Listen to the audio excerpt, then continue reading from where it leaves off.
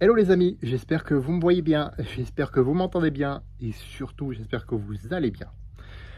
Aujourd'hui on va parler perte de poids. Tu veux perdre du poids?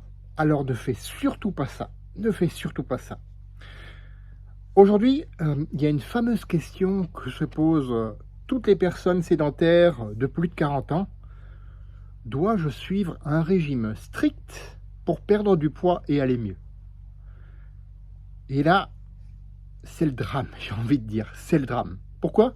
Parce que ces personnes-là, et moi-même j'en ai fait partie, il n'y a pas de reproche là-dessus, nous avons été conditionnés par les pseudo-recommandations, qu'elles soient officielles, le fameux mange 5 fruits et légumes, bouge, etc., etc. Ouais, ça aide bien, mais après, qu'est-ce que tu fais par rapport à ça?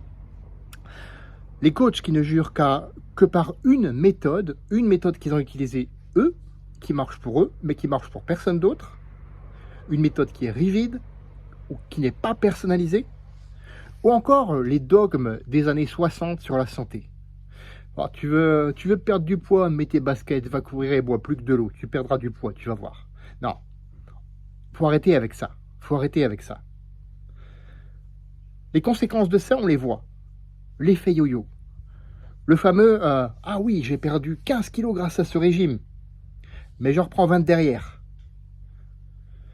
Et ça donne une épidémie de diabète de type 2, de résistance à l'insuline, de surpoids, de personnes qui deviennent skinny fat, c'est-à-dire que oui, ils perdent du poids, mais ils perdent du muscle. Et donc, ils font s'effondrer leur métabolisme. Et donc, de mal-être.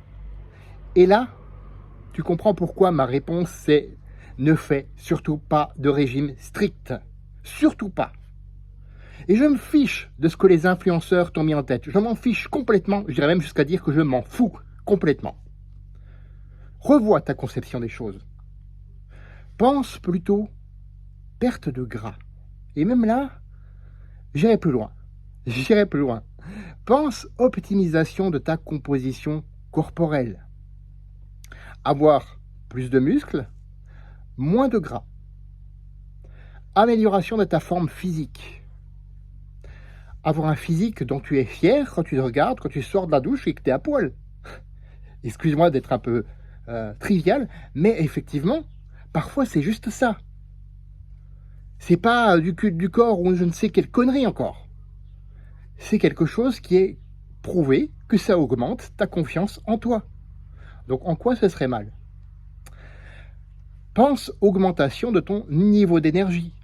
Pas pour sauter partout comme une pile, oh, sauf si c'est ton dada, ça y a aucun problème avec ça, j'ai aucun problème avec ça. Mais pour faire surtout ce qui est important pour toi. Et j'ai en tête cette vidéo où on voit un grand-père se remettre au sport juste pour pouvoir faire en sorte que son petit-fils accroche l'étoile au-dessus du sapin. Et ça, tu vois, ça vaut tous les efforts du monde. Mais attention, pas n'importe lequel. Maintenant, j'espère que tu comprends que le régime strict est contre-productif par rapport à ça. Et là, tu me diras, ouais, mais Eric, comment faire? C'est bien gentil tout ça, effectivement, tu as raison, mais comment faire?